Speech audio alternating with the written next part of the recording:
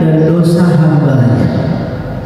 Orang buat dosa pagi hari, tapi dia masih bisa aktivitas tenang-tenang malam hari.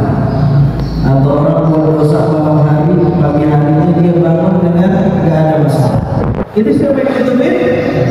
Allah. Yang kedua, tutup Allah yang membuat orang tidak lagi mampu menikmati maksiat. Ditutup sama Allah kenikmatan. Dia mau bermaksiat gak jadi, matanya ditutup untuk menikmati yang hak. Ini tingkatannya lebih tinggi. Kalau yang pertama tadi itu pragmatis. Apa itu pragmatis? Ada maunya. Ya Allah, tutup aib saya ya. Ya kalau bisa saya maksiat lagi, tapi habis itu tutup ya. Gitu tuh kira-kira begitu. Legal. Maksiatnya jangan, tapi kalau bisa orang jangan tahu aib kita. Itu tuh Pak. Itu level paling rendah. Nah, level paling tingginya adalah dia minta sama Allah, ya Allah tutupin mata saya biar gak menikmati maksiat, tutupin telinga saya biar gak dengerin maksiat, tutupin mulut saya supaya gak ngomongin maksiat, tutupin kaki saya biar gak melangkah ke tempat maksiat. Tuh, jadi dia bukan minta ditutupin dosanya, dia minta kalau bisa dia jangan sampai berdosa. Apa dia? Nego, Bapak yang mana nih Pak? Yang pertama, yang kedua? Pemahamannya lebih tinggi di sini beda dengan masjid-masjid yang lain. Allah, alhamdulillah.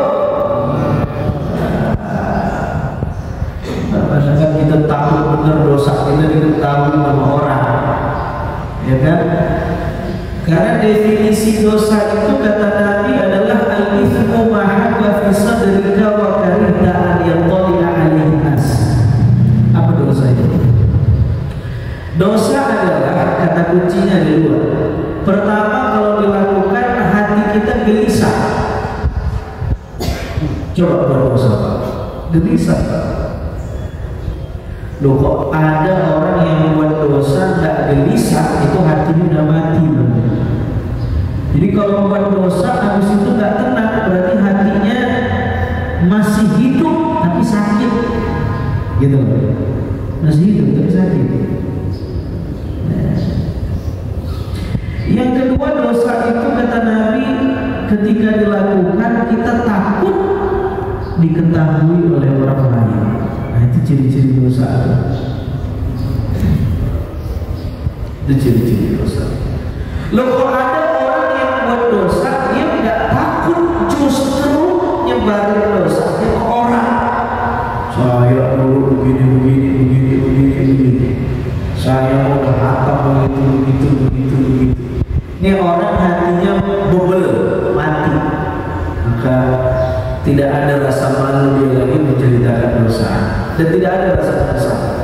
Kata Ibn Athaillah, ciri-ciri orang yang hatinya mati adalah ketika dia buat salah tidak ada penyesalan dalam hatinya. Berarti mautul qalbi, hatinya mati.